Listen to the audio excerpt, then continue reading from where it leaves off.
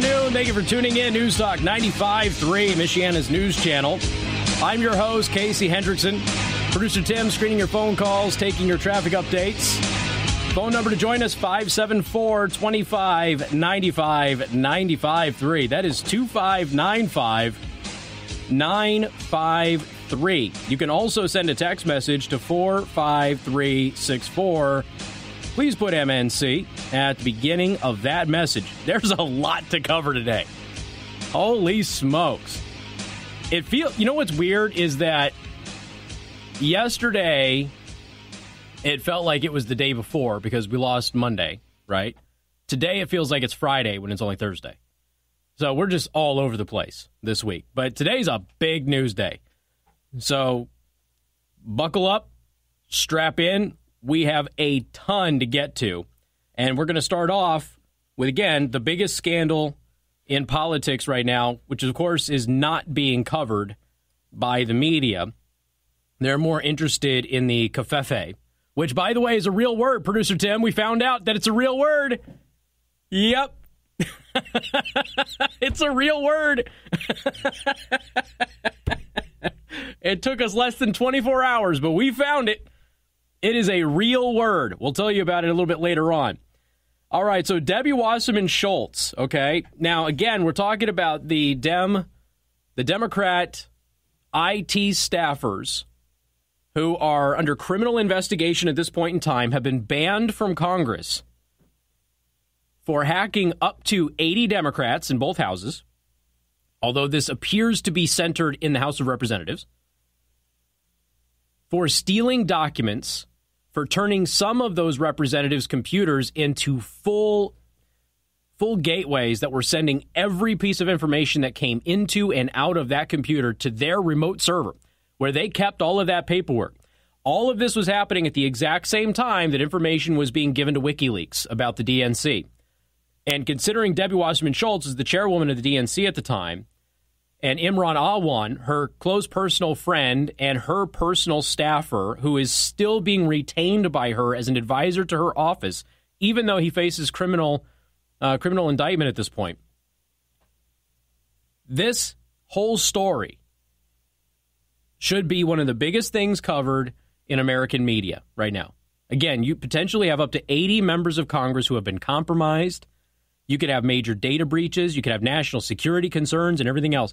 And then you have Debbie Wasserman Schultz sitting down in a committee, because she's on the committee that funds the Capitol Police, and threatening, and it's on camera, threatening the captain of the Capitol Police to give her evidence that they seized from Imran, to give it back to her because it's her laptop. But wait, there's more. Debbie Wasserman Schultz admits Hill IT security violations, blames House administrators for not stopping her. Is this not, that's the headline, is this not the MO of top officials in the Democratic Party over the past 10 years, or what?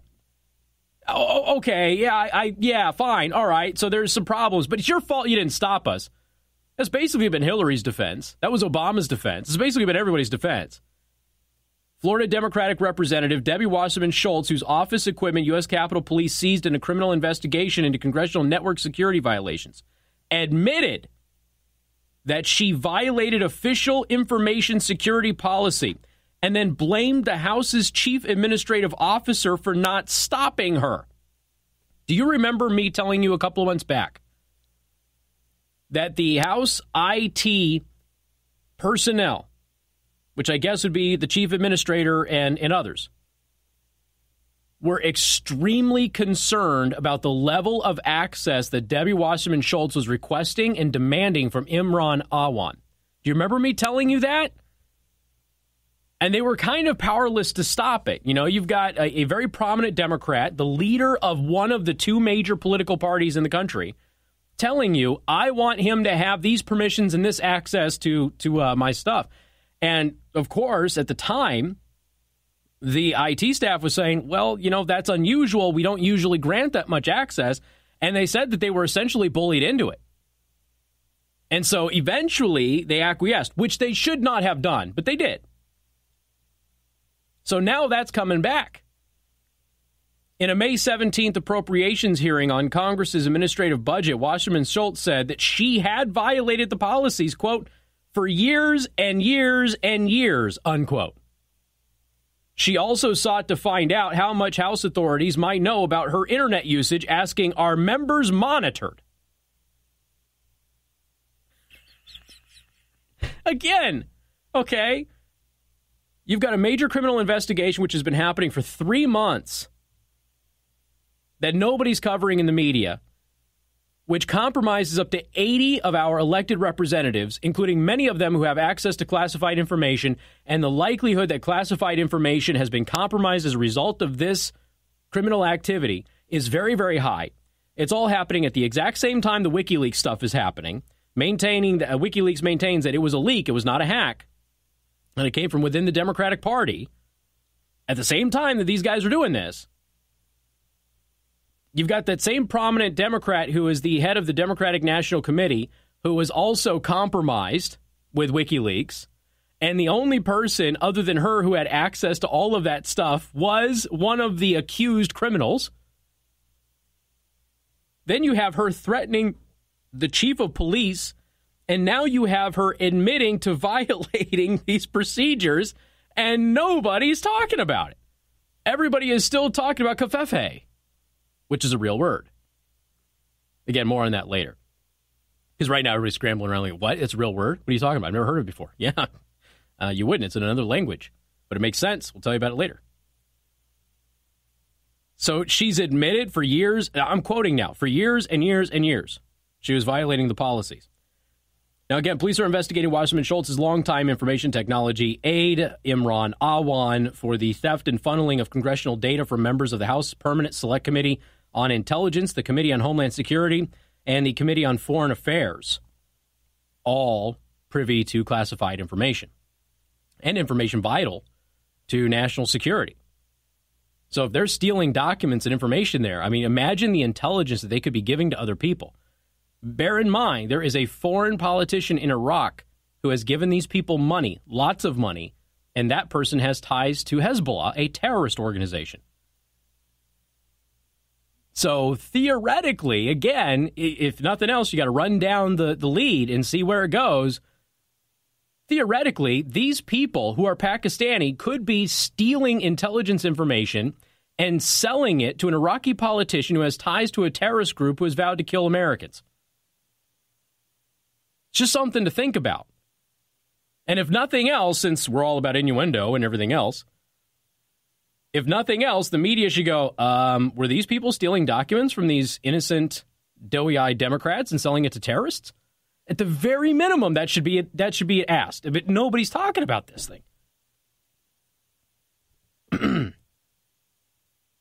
Yet Wasserman Schultz lashed out at investigators and changed Awan's title to advisor instead of firing him from House authorities, banning him after House authorities banned him from the network. She resigned as Democratic National Committee chairman in July of 2016 after unidentified hackers accessed the DNC's emails, which WikiLeaks later published. So the Daily Caller, for the first time, somebody other than me has now drawn that correlation. Quote, if a member is using an application outside of the House infrastructure and the protection of our cybersecurity network, they're in violation of House policy, she asked. Now, she asked John Ramsey, who is the House Information Security Officer, at a previously unreported appropriations hearing. This is the first time we're hearing about this. Of the House Policy 17, yes, ma'am, Ramsey responded. So members are not supposed to be using Dropbox, Wasserman Schultz asked. Hey, Tim, how many times have we reported on Dropbox getting hacked? I don't know, 3 in the past, year and a half? If you're a member of Congress, using Dropbox for secure documents, not the best way to go. So Ramsey responds, not according to the policy. In other words, no, you are not allowed to use Dropbox, idiot. Wasserman Schultz then blamed House authorities for not stopping her and questioned their commitment to cybersecurity. Quote, I am more than happy to admit that I use Dropbox. I have used it for years and years and years. It is not blocked. I am fully able to use it, she said. So this is a person who continued to use Dropbox in the midst of major hacking scandals involving the company. And she's a high-ranking member of our government. Quote, so there is a vulnerability in our network in spite of the fact that you say that you've taken steps to address it, she continues, and there is not enough of a policy that applies across the board, and you need to make sure that you tighten up your rules and policies so that you can really take and assure us that you take seriously protecting our network. In other words, she didn't pay attention to the rules. Okay, she's a member of Congress. House Policy 17 states that you can't use any of these third-party apps. She ignored that and used a third-party app. When that app was hacked multiple times with massive data breaches, she continued to use that app in violation of House Policy 17. And so her defense is very similar to Hillary's, which is ironic considering she was working for Team Hillary while at the DNC. Her position is the mere fact that I'm allowed to go to Dropbox and use Dropbox on your network proves that you are really responsible for me using Dropbox and you don't take cybersecurity very seriously. That's what she told the guy. So she's expecting now, her defense is, I am unsophisticated enough to know what House Rule 17 is. Remember Hillary Clinton not sophisticated enough to know that she was breaking the law? Debbie Wasserman Schultz not sophisticated enough to know that she was violating policy here on cybersecurity at the House? And so she's blaming them. She then talks about members of Congress being monitored. We'll talk about that next. News Talk 95.3, Michiana's news channel. Casey Hendrickson, News Talk 95.3, Michiana's news channel. Your breaking news and weather station.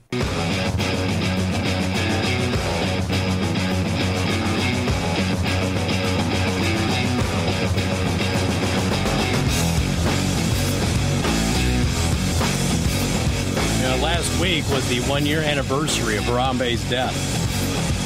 We still miss him. 574-2595, 95.3. That is 2595953. You pouring some out for him, brother? Dio for Harambe.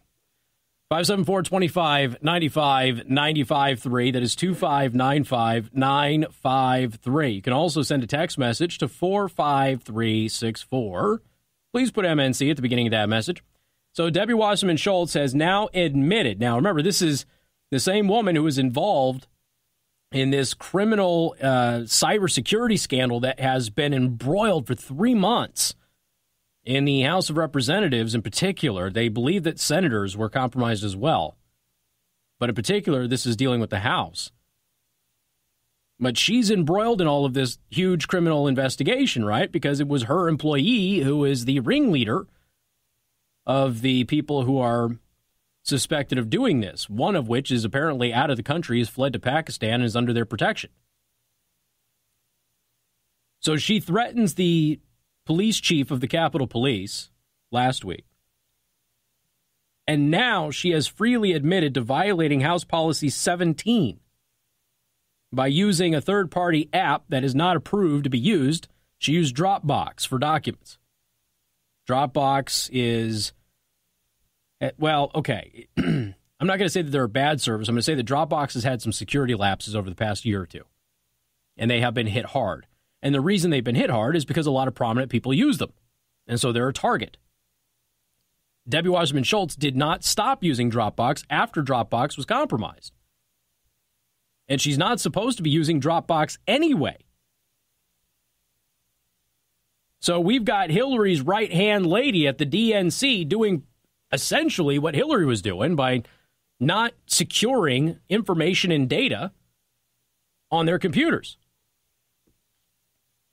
So she's now blamed the IT staff at the House of Representatives for this because they let her do it. They didn't block the Dropbox website. And because they didn't block it, you know, assuming that a member of Congress would read House Policy 17, That's kind of their job. You're supposed to know the rules and the procedures for using computers on the network. That's your job to learn. And because they didn't just run around and start blocking websites, because, these are adults, they're technically supposed to be the most adult of all of the adults, right? That's why we put them in office. I know that's not true, but that was the theory behind it. And she's blaming them for not blocking websites like she's a 12-year-old and you're trying to keep them off of adult websites, for crying out loud. So then what ends up happening is, as she is blaming them for her using something that is in violation of the policy, she then asks how much the authorities might know about her computer activities, and she goes, "Are members monitored? Does the Chief Administrative Officer's office examine whether members are following these rules? How is it enforced? And how do you make sure that if you are concerned, as you say you are, about protecting the information on the House IT network, how are you actually enforcing that and making members aware of the policy?" she continued. "I'm asking you, how have you communicated with members of Congress about the use of outside applications and whether or not their usage of outside applications is compliant with the posted policy?" Ramsey replied that his office communicates IT policy by notifying the IT aides working for congressional committees and individual members. "When the policies come out, ma'am, we had sent some targeted communications to the various IT systems administrators that service the members. Well, the problem with that is that person, for her, would be Imran Awan, who is under criminal investigation for cybersecurity violations. So the House policy is to communicate with the people who are on staff or the individual members who handle this for them.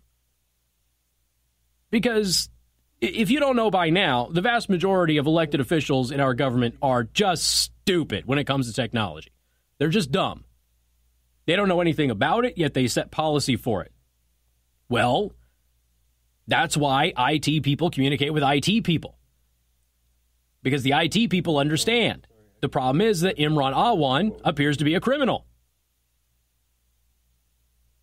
So anyway, the Daily Signal continues. The implication was that Awan withheld relevant information from his boss, causing her to violate policies. But instead of anger at a staffer's failing, Wasserman Schultz attacked the notion of House authorities communicating about technology issues through members' relevant staffers, calling it just lobbing email into a tech person's inbox. That's how you communicate. And again, if you send information to a member who likely has no idea what any of this stuff is or means, they're just going to go to their IT staff anyway, if they ever get around to it, and then the IT staff isn't informed. So then she says this: wouldn't you think that you would have a policy where you inform every single member, and that we actually have a meeting with each member's tech person so that you can inform them exactly what the rules are, what is allowable and what is not allowable, she said. So that's when Chief Administrative Officer Phil Keiko responded, quote, "We do inform every IT person, IT administrator in every congressional office. If that's not enough..."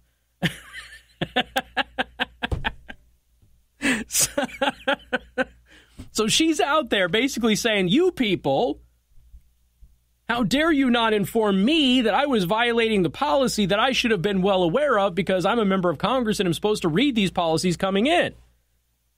So for years and years and years, she admits she's been violating Policy 17 and violating the cybersecurity rules of the House of Representatives in Congress. And then she's trying to blame everybody else for not telling her when, in fact, her staff was informed. The problem is that her staff member is a criminal, allegedly, who has been stealing stuff from her, allegedly, and probably didn't want her to be on a secure system. And she's blaming everybody else. And finally, the House IT staff is like, she's like, why don't you tell anybody? Like, we tell everybody. It's on you if you don't know. Using Dropbox as an example, of a commonly used computer application. Wasserman Schultz then probed how storing data outside of the House IT network is treated as a matter of policy by authorities. A1 is suspected of funneling sensitive data out of the House off-site onto secret servers wholesale. Federal employees have said all of this. Remember, the current IT staff there at the House who has taken over for these members who are potentially compromised, they believe blackmail is happening. Because they've said the behavior of people like Wasserman Schultz, which you're clearly seeing towards the people who allegedly compromised them, has been odd. I'll use that phraseology. It's odd. None of them are mad at these individuals. They're defensive of these individuals. And they're like, you know what? You just found out these people might be compromising and stealing from you. Why are you not upset? Why are you not embarrassed? Why are you defending them? And the only conclusion that some of these people come with is that, hey, there's blackmail happening. We know that they were taking every bit of information off of some of these computers and sending them off-site to their own private servers.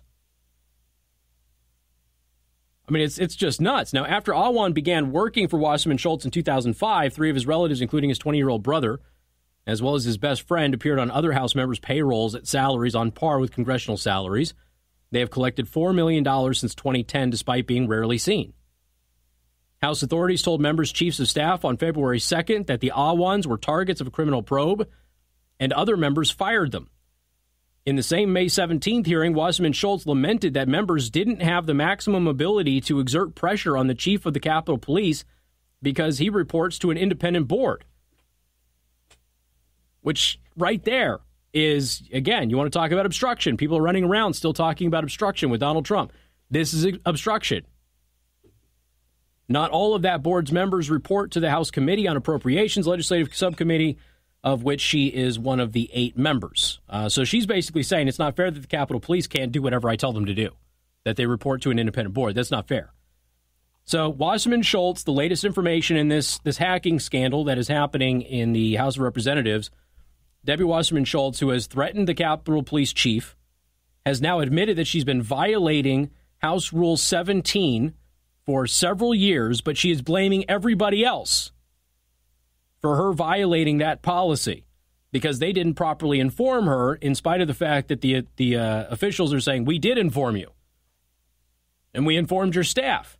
But her staff didn't tell her because her staff was likely stealing documents from her and did not want her to use a secured system. This is good stuff. Of course, not being covered at all. It's still talking about Covfefe. Producer Tim, what's going on with traffic? There's a multi-car accident, including rollover on Daly Road, just south of Dwajak. So if you're heading up there, watch out for that. There were no crews on the scene as of a couple minutes ago when it was reported to us.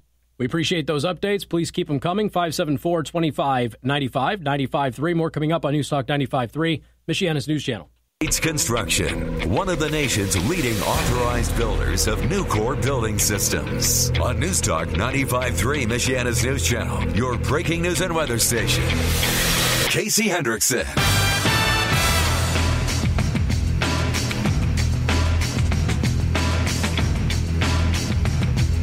And good afternoon. Thank you for tuning in. Newstalk 95.3, Michiana's News Channel. I'm your host, Casey Hendrickson. Breaking news. President Trump doing a live press conference right now. He has just announced that we are withdrawing from the Paris Climate Accord.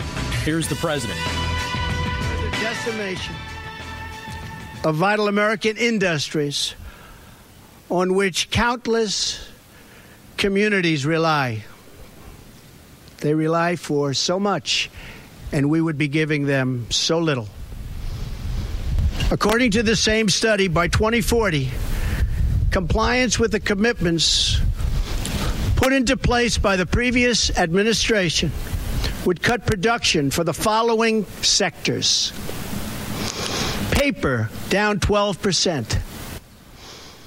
Cement, down 23%.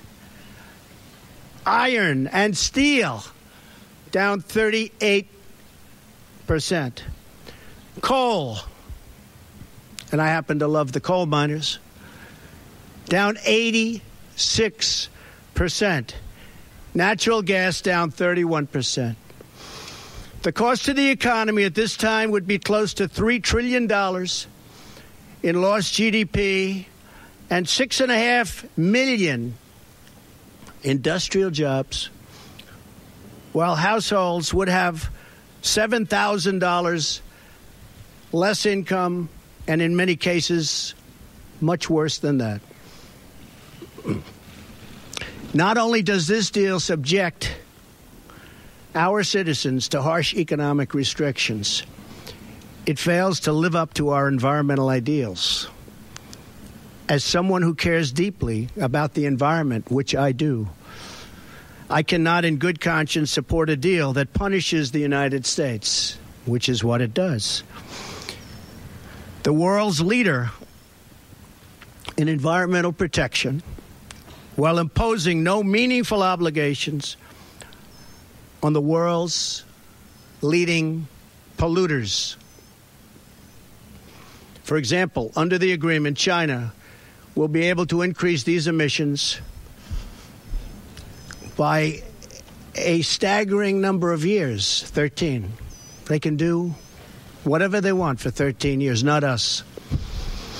India makes its participation contingent on receiving billions and billions and billions of dollars in foreign aid from developed countries. There are many other examples, but the bottom line is that the Paris Accord is very unfair at the highest level to the United States. Further, while the current agreement effectively blocks the development of clean coal in America, which it does, and the mines are starting to open up. We're having a big opening in 2 weeks. Pennsylvania, Ohio, West Virginia, so many places.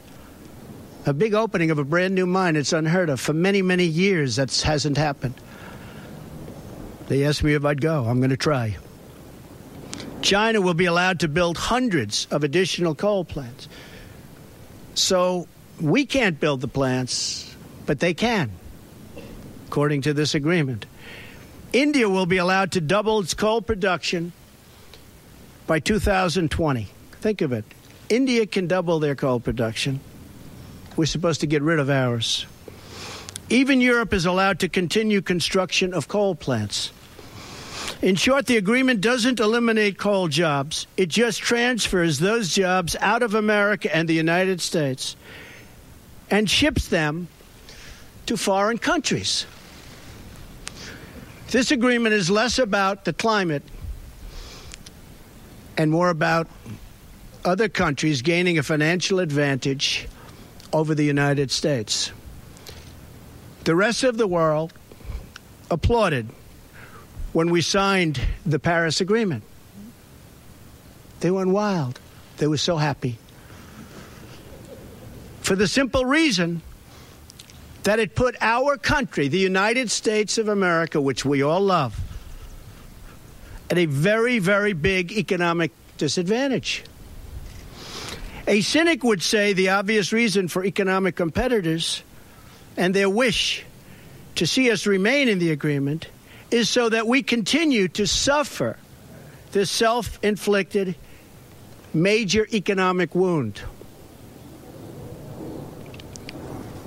We would find it very hard to compete with other countries from other parts of the world.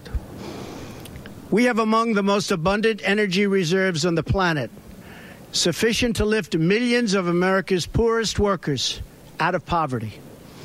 Yet under this agreement, we are effectively putting these reserves under lock and key,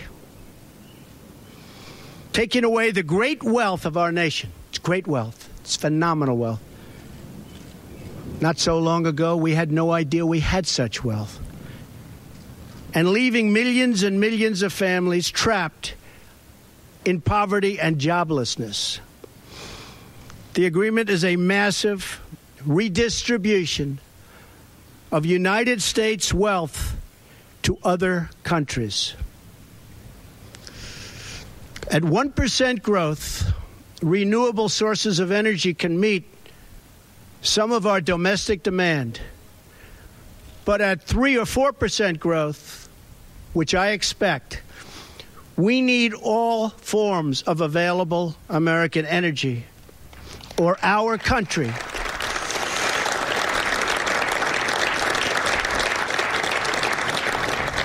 will be at grave risk of brownouts and blackouts. Our businesses will come to a halt in many cases, and the American family will suffer the consequences in the form of lost jobs and a very diminished quality of life. Even if the Paris Agreement were implemented in full, with total compliance from all nations, it is estimated it would only produce a 0.2 of 1 degree. Think of that.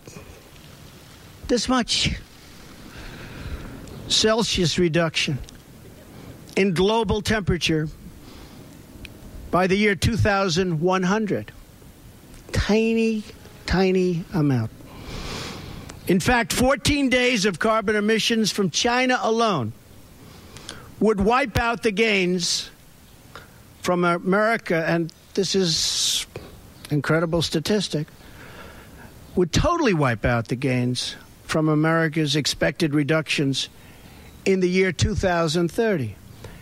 After we have had to spend billions and billions of dollars, lost jobs, closed factories, and suffered much higher energy costs for our businesses and for our homes. As the Wall Street Journal wrote this morning, the reality is that withdrawing is in America's economic interest and won't matter much to the climate. The United States under the Trump administration will continue to be the cleanest and most environmentally friendly country on earth. We'll be the cleanest. We're going to have the cleanest air. We're going to have the cleanest water. We will be environmentally friendly, but we're not going to put our businesses out of work. And we're not going to lose our jobs. We're going to grow. We're going to grow rapidly.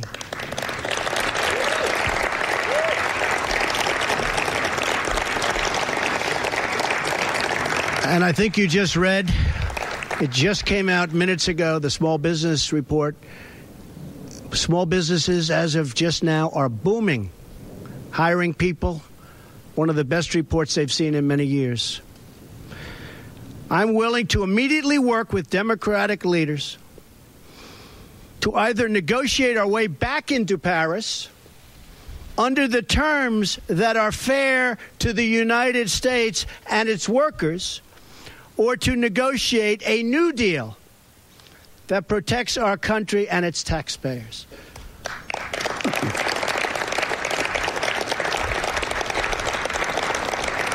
So if the obstructionists want to get together with me, let's make them non-obstructionists.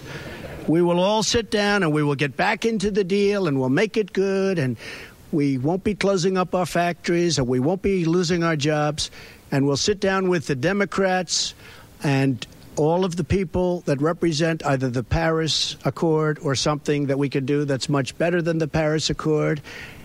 And I think the people of our country will be thrilled, and I think then the people of the world will be thrilled. But until we do that, we're out of the agreement. I will work to ensure that America remains the world's leader on environmental issues, but under a framework that is fair and where the burdens and responsibilities are equally shared among the many nations all around the world.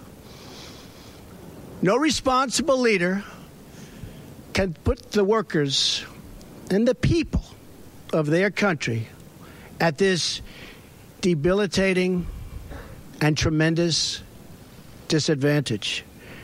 The fact that the Paris deal hamstrings the United States while empowering some of the world's top polluting countries should dispel any doubt as to the real reason why foreign lobbyists wish to keep our magnificent country tied up and bound down by this agreement.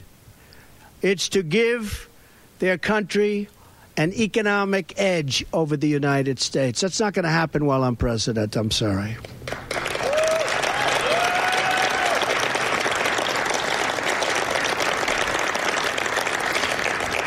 My job as president is to do everything within my power to give America a level playing field and to create the economic, regulatory, and tax structures that make America the most prosperous and productive country on earth, and with the highest standard of living and the highest standard of environmental protection. Our tax bill is moving along in Congress, and I believe it's doing very well. I think a lot of people will be very pleasantly surprised. The Republicans are working very, very hard. We'd love to have support from the Democrats, but we may have to go it alone, but it's going very well. The Paris Agreement handicaps the United States economy in order to win praise from the very foreign capitals and global activists that have long sought to gain wealth at our country's expense. They don't put America first. I do, and I always will.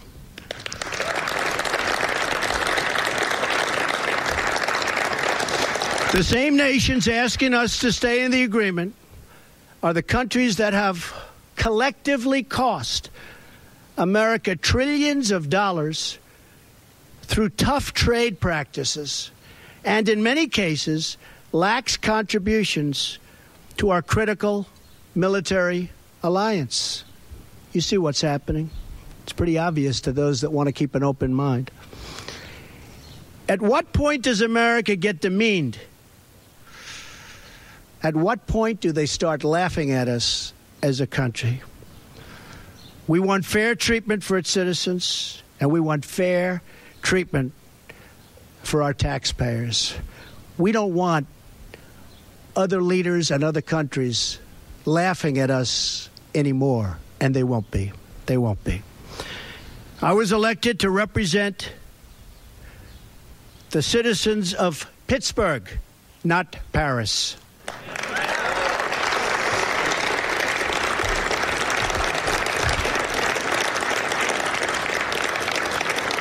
I promised I would exit or renegotiate any deal which fails to serve America's interests.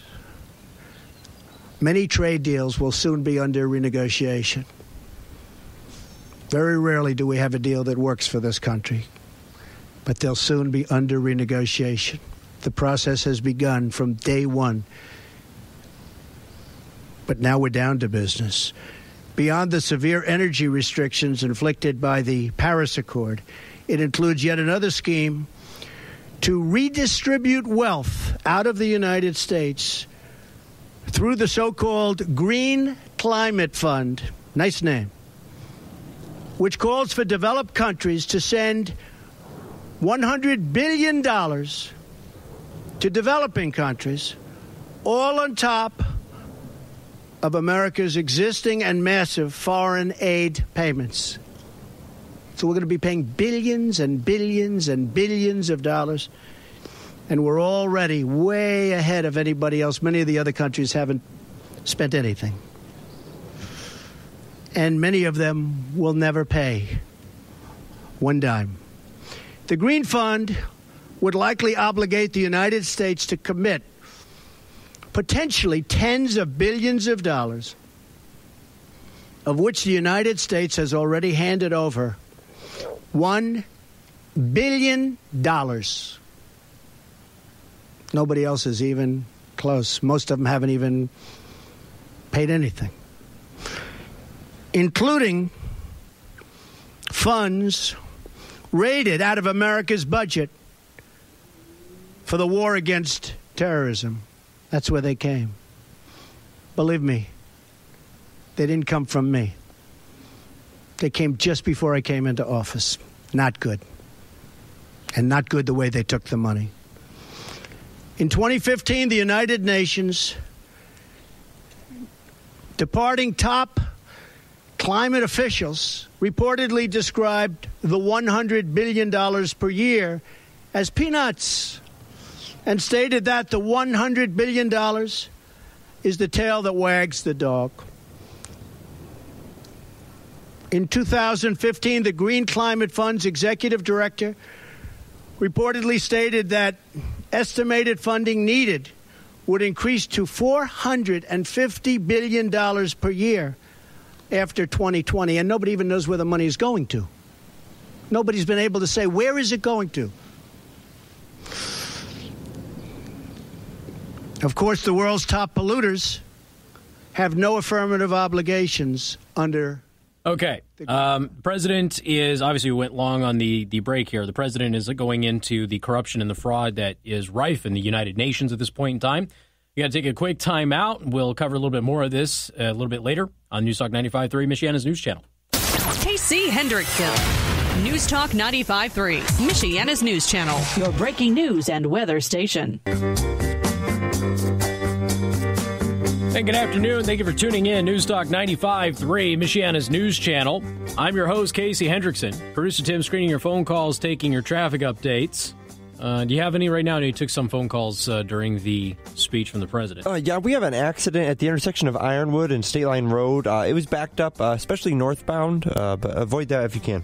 And President Trump is still speaking. We are out of time to continue covering it, and he's really not saying anything all that new from what he already did, but if you're just tuning in, President Trump has announced that we are, in fact, withdrawing from the Paris Climate Agreement. And he has started to go into the fraud that is rife with the United Nations, and he's reiterating some of those points on why he got us out of the agreement as right now, still doing it live. Got more coming up. WTRC-FM and HD1, Niles, South Bend, Elkhart. News Talk 95.3, Michiana's news channel.